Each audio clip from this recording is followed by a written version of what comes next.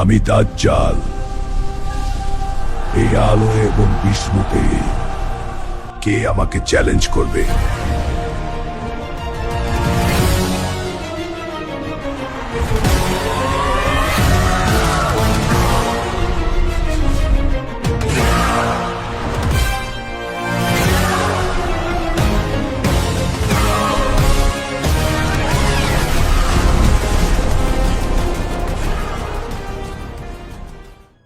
কল্পনা করুন, আপনি সকালে ঘুম থেকে উঠলেন, সূর্য মাথার উপর উঠল, কিন্তু দুপুর গড়িয়ে বিকেল হচ্ছে না। ঘড়িতে 10 ঘন্টা পার হলো, 20 ঘন্টা পার হলো, এমনকি 24 ঘন্টা পার হয়ে গেল, কিন্তু আকাশ থেকে সূর্যের এক চুলও নড়চড় নেই। পৃথিবী এক অন্তহীন তপ্ত দিনের কবলে আটকে গেছে।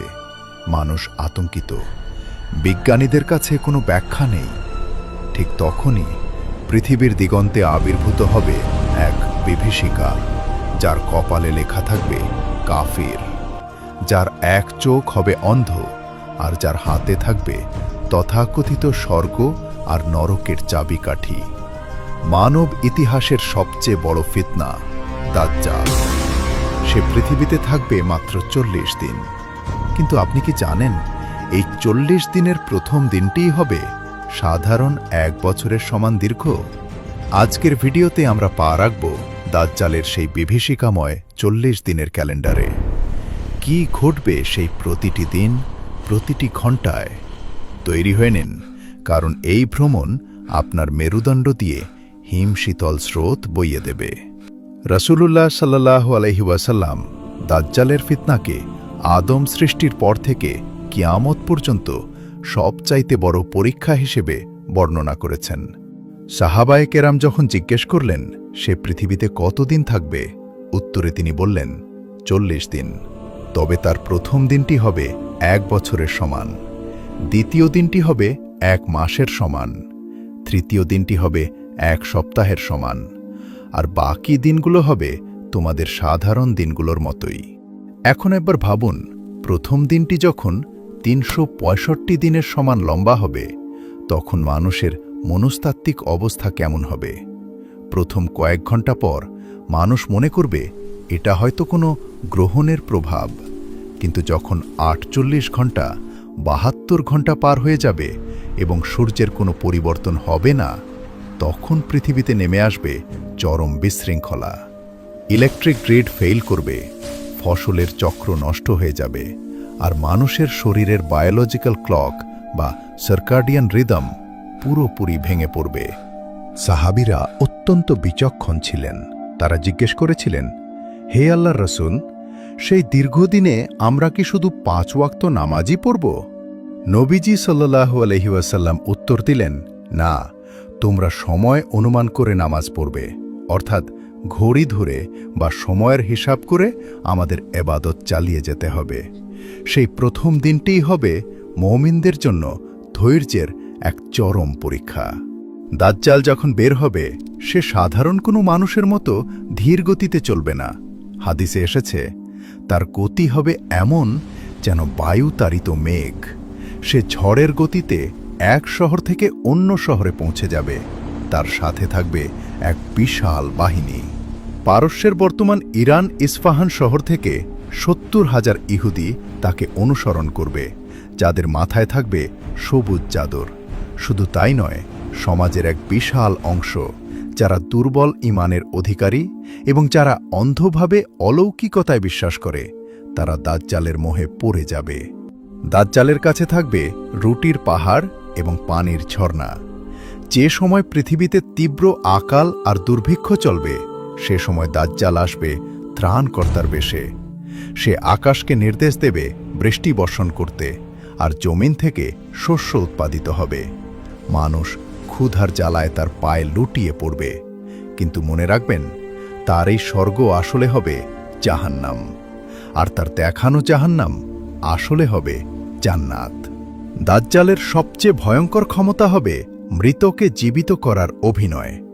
সে একজন মানুষের কাছে গিয়ে বলবে, আমি যদি তোমার মৃত বাবা মাকে জীবিত করে দিই, তবে কি তুমি আমাকে ঈশ্বর বলে মানবে? লোকটি বলবে, হ্যাঁ। তখন শয়তানরা দাজ্জালের নির্দেশে সেই লোকটির বাবা মায়ের রূপ ধরে সামনে এসে বলবে, বাবা, একে মেনে নাও, এটাই তোমার প্রতিপালক। কি নিদারুণ সেই পরীক্ষা! নিজের চোখের সামনে প্রিয়জনদের ফিরে পাওয়ার লোভে কোটি কোটি মানুষ ঈমান হারাবে, কিন্তু প্রকৃত মুমিনরা সেদিনও অটল থাকবে। দাজ্জাল পুরো পৃথিবী চষে বেড়াবে, তার পা পড়বে না এমন কোনো জনপদ থাকবে না। তবে দুটি পবিত্র শহর মক্কা এবং মদিনা তার জন্য নিষিদ্ধ থাকবে। দাজ্জাল যখন মদিনার কাছে আসবে, সে মদিনার সীমানায় প্রবেশ করতে পারবে না, কারণ প্রতিটি প্রবেশপথে ফেরেশতারা তলোয়ার হাতে পাহারা দেবেন। তখন মদিনায় 3টি ভূমিকম্প হবে, যার ফলে মদিনায় লুকিয়ে থাকা মুনাফিকরা শহর থেকে বেরিয়ে দাজ্জালের দলে যোগ দেবে। শহরটি পবিত্র হয়ে যাবে। প্রথম বছরের সমান দিনটি শেষ হওয়ার পর শুরু হবে দ্বিতীয় দিন, যা হবে 1 মাসের সমান দীর্ঘ। এরপর তৃতীয় দিনটি হবে 1 সপ্তাহের সমান। কেন এই সময়ের সংকোচন? হাদিস বিশারদদের মতে, দাজ্জাল যখন তার প্রভাব বিস্তার করতে থাকবে, তখন সময়ের স্বাভাবিক গতি পরিবর্তিত হবে। এই দীর্ঘ সময়ে দাজ্জাল নিজেকে খোদা হিসেবে প্রতিষ্ঠিত করার জন্য পৃথিবীর প্রতিটি প্রান্তে তার ফেতনা ছড়িয়ে দেবে। সে একটি গ্রাম দিয়ে যাবে, তারা তাকে অস্বীকার করবে, ফলে তাদের সব গবাদি পশু মারা যাবে এবং তারা চরম দারিদ্র্যে পড়বে। আবার অন্য একটি গ্রাম তাকে স্বীকার করে নেবে, তাদের জমি হবে উর্বর, পশুরা হবে হৃষ্টপুষ্ট। এই বৈষয়িক প্রলোভনই হবে দাজ্জালের প্রধান অস্ত্র।